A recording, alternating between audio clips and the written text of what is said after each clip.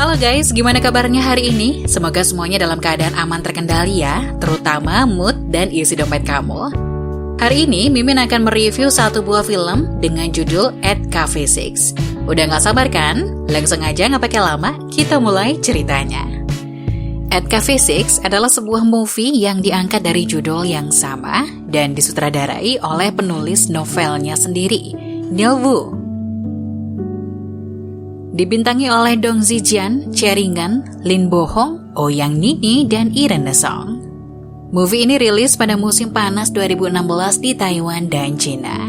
At Cafe 6 menceritakan tentang kisah dua sahabat, Guan Minlu dan juga Xiao Bozi, yang termasuk siswa nakal dan punya nilai rendah di kelas. Bersama anak nakal lainnya, mereka sering meributi kelas, melakukan permainan saat jam pelajaran, bahkan mencuri celana olahraga teman mereka dan memasangnya sebagai topi di patung sekolah.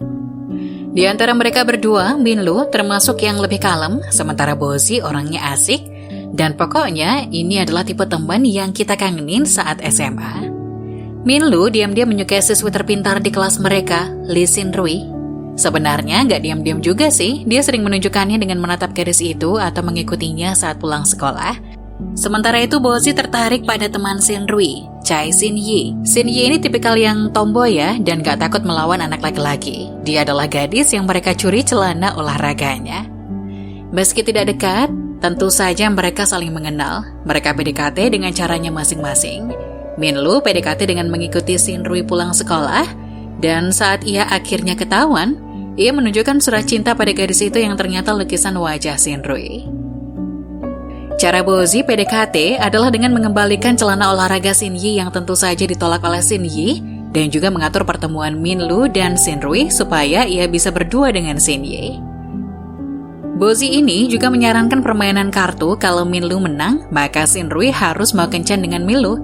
Sin-rui sih setuju aja. Sin-yi mengkhawatirkannya, dan akhirnya ia ikut kencan di mana Bozi juga ikut, dan jadilah double date.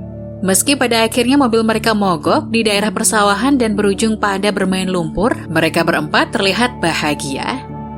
Minlu bukannya tidak populer, ada gadis sekelasnya yang menyukainya juga, Yiren, gadis yang baik. Sayangnya hatinya sudah terpaut pada Sin-rui. Ada sebuah insiden di mana preman-preman mengganggu Yiren dan Minlu serta Bozi menyelamatkannya dari preman itu. Sayangnya, keesokan harinya Bozi dihajar habis-habisan dan Minlu terlambat menolongnya. Jadi, Bozi sudah cukup terluka parah. Ia harus dirawat di rumah sakit beberapa lama. Dan berkat itu, sepertinya hubungannya dengan Sin-yi berjalan lancar, karena Sin-yi membantunya belajar.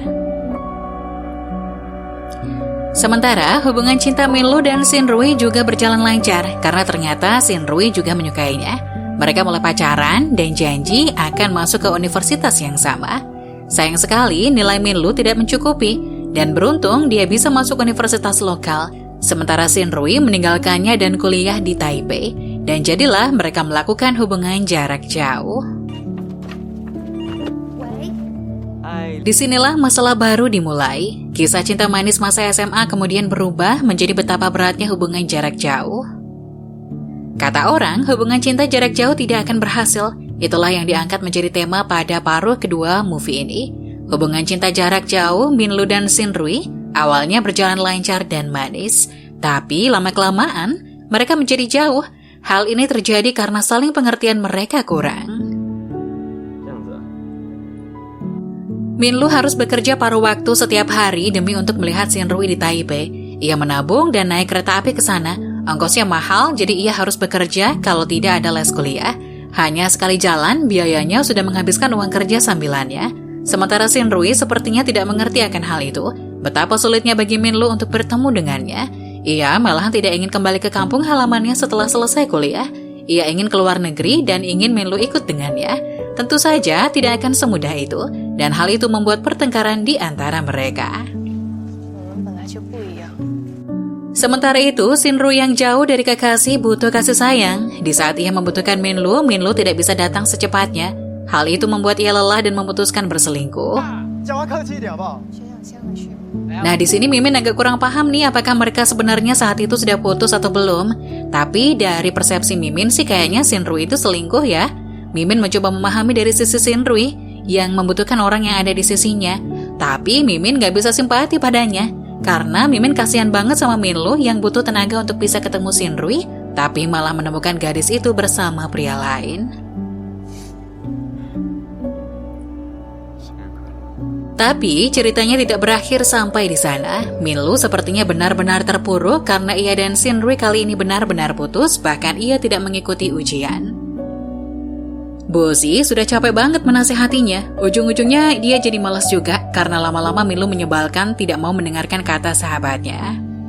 Dan hasilnya, sebuah kejadian tak terduga terjadi, membuat Minlu makin terpuruk lagi, dan saat itu Shinrui kembali padanya. Dia adalah putra tunggal keluarganya, ia hanya hidup berdua dengan ibunya setelah kepergian ayahnya. Ibunya adalah seorang perawat yang bekerja untuk membesarkan dirinya. Ia termasuk anak nakal di kelasnya dan nilainya rendah. Ibunya sangat marah saat Minlu dihukum di sekolah karena insiden celana olahraga, tapi tidak marah saat ia bertengkar dengan preman demi membela temannya. Ibunya adalah orang yang pengertian. Mimin rasa selama ini perhatian Minlu selalu pada ibunya sampai ia jatuh cinta pada Shinrui. Ia menyukai gadis pintar di kelasnya itu dan menjadi stalker sepulang sekolah. Mengikuti gadis itu sampai suatu hari sang gadis mengetahuinya. Minlu sangat pintar menggambar dan memberikan lukisannya pada Shinrui sebagai surat cinta. Dengan bantuan Bozi, sahabatnya, hubungannya dan Shinrui berjalan lancar hingga akhirnya keduanya berpacaran. Masa-masa PDKT memang masa paling indah kata orang, dan itu terlihat dalam drama ini, betapa manisnya mereka berdua saat masih belum resmi pacaran, malu-malu saat saling mendekati, membuat janji, berpelukan tanpa kata-kata, menonton movie horor berdua, dan memberikan hadiah berisi rekaman lagu dengan gaji pertamanya. Pokoknya awal-awal pacaran manis banget. Setelah keduanya diterima di universitas berbeda demi bertemu dengan kekasihnya, Minlu menghabiskan waktu bekerja sambilan di sana-sini. Bahkan kadang ia mengambil shift siang malam demi gaji besar. Hal itu ia lakukan hanya untuk bertemu dengan Shinrui sehari. Tapi ternyata Shinrui mempunyai impian yang lebih besar dari yang ia bayangkan, dan itu membuat keduanya bertengkar. Bozi mengingatkan Minlu kalau hubungan jarak jauh hanya bertahan 6 bulan, tapi Minlu percaya pada cinta mereka. Bahkan demi berbaikan dengan Shinrui, ia berniat membelikan Shinrui seekor kucing yang mereka lihat sebelumnya. Jadi Minlu bekerja paruh waktu lebih rajin. Sampai akhirnya terjadi sesuatu pada Shinrui, ia datang ke Taipei dan menemukan kucing yang ia beli sudah terjual. Ia kecewa dan memutuskan membeli ponsel sebagai gantinya. Sayangnya hari itu ia melihat Shinrui bersama pacar barunya. Bahkan kucing yang rencananya akan ia beli ternyata sudah dibeli duluan oleh pacar Shinrui. Di tengah kegalauan hati karena patah hati, Minlu frustasi dan sesuatu terjadi pada ibunya. Ia tak sanggup menerima kenyataan padahal Bozi selalu ada di sampingnya. Gadis paling pintar di kelas, ia sudah merencanakan masa depannya untuk masuk universitas di Taipei. Ia tahu Minlu menyukainya dan selalu mendekatinya. Awalnya ia nggak peduli, tapi lama-lama ia menyukai Minlu. Ia menunjukkan cintanya pertama kali saat ia mendekati Minlu dan memeluknya beberapa detik, kemudian meninggalkannya. Dan buat Mimin itu sangat-sangat manis. Shinrui selalu berpikir jauh ke depan dan itu membuatnya menjadi sedikit egois. Mimin tahu dia kesepian karena pacarnya jauh, tapi Minlu selalu berusaha menemuinya jika terjadi sesuatu. Suatu hari, ia dikejar oleh pria hidung belang dan menangis menelpon Minlu. Sayangnya Minlu tidak bisa datang karena tiket kereta sudah habis. Sejak itu, hubungan keduanya jadi renggang. Shinrui mengakui kalau mereka berdua punya banyak perbedaan setelah beberapa bulan jalin hubungan jarak jauh. Meski Minlu mengatakan ia tak pernah berubah, Shinrui mengatakan kalau mereka berdua berbeda dan tak bisa bersama. Di sini, Mimin merasa Shinrui egois. Ia tidak membayangkan bagaimana sulitnya Minlu hanya untuk datang menemuinya. Shinrui bekerja sambilan di sebuah kafe dan ia mulai menyukai kopi. Ia berniat membuka kedai kopi sendiri suatu hari nanti dan mengajak Minlu untuk belajar bersama ke luar negeri. Tapi tentu saja hal itu akan sangat sulit. Shinrui kemudian terlihat berpacaran dengan ketua dari klub sulap yang ia ikuti. Adegan yang sangat menyedihkan buat Mimin adalah saat bertengkar, Minlu mengatakan kalau ia selalu ada untuk Shinrui. Ia bahkan menulisnya di kaset yang dulu ia berikan, tapi kemudian Shinrui mengirim pesan kalau Minlu tidak ada dengannya sekarang. Bahkan saat ia datang menemui Minlu lagi, Mimin sama sekali nggak simpati dan berniat memasukkan movie ini menjadi movie menyebalkan kalau sampai keduanya jadian. Meski sampai akhir yang ada di pikiran Minlu hanya Shinrui, dan itu membuat Mimin sangat frustasi, karena Shinrui tidak memikirkan ibunya sama sekali. Sahabat terbaik Minlu adalah orang yang membuat Mimin bertahan nonton film ini sampai akhir. Dia termasuk anak nakal dan gak pintar, tapi seenggaknya dia punya kesadaran diri yang lebih daripada Minlu. Dia sudah mengingatkan Minlu, tapi pada akhirnya ia gak bisa menghentikan sahabatnya. Dia adalah orang yang membantu hubungan cinta Minlu dan Shinrui. Tanpa dia, keduanya tidak akan bisa bersatu. Dia sendiri menyukai Shin Yi, sahabat Shinrui, dan mendekatinya dengan cara yang unik. Mimin suka banget sama adegan di mana ia dan Shin Yi makan es kacang merah, dan saat mereka berdua belajar bersama di rumah sakit. Sampai akhirnya, dia masih terlihat naksir dengan Shin Yi dan bahkan masih menyimpan celana olahraga Shin Yi. Meskipun mereka berdua nakal, tapi rasa persahabatan mereka sangat tinggi. Mereka berdua menyelamatkan temannya Yiren dari preman, meski akhirnya ia harus luka-luka dan masuk rumah sakit. Dia juga selalu ada untuk Minlu, bahkan melewati badai berdua dengan sepeda motor menuju Taipei demi sahabatnya. Dia juga bertengkar dengan Minlu di hari pemakaman ibunya untuk menyadarkan pria itu. Dan ia bahkan melakukan hal terakhir yang ia bisa lakukan demi sahabatnya, membuka kafe. Bozi adalah tipikal sahabat yang kesayangan banget. Sahabat Shinrui korban para anak nakal sekolah karena celana olahraganya dicuri. Pada akhirnya saat Bozi mengembalikannya, Shin Yi menolak mentah-mentah karena dia tidak akan memakai celana yang sudah dipegang anak laki-laki. Dia tidak mudah didekati, Bozi sering menggodanya tapi ia tidak termakan godaan Bozi. Ia juga tidak mudah jatuh cinta dalam jebakan Bozi dan tak segan-segan melawan. Ia bahkan tak peduli Bozi patah tulang, jika memang harus dipukuli, maka ia akan memukuli pria itu. Shin Yi kuat banget, sayangnya dia malah gak kelihatan lagi di paruh terakhir movie ini. Tapi Bozi masih terus berusaha dan tidak menyerah mendekati, dan Shin Yi masih menolaknya.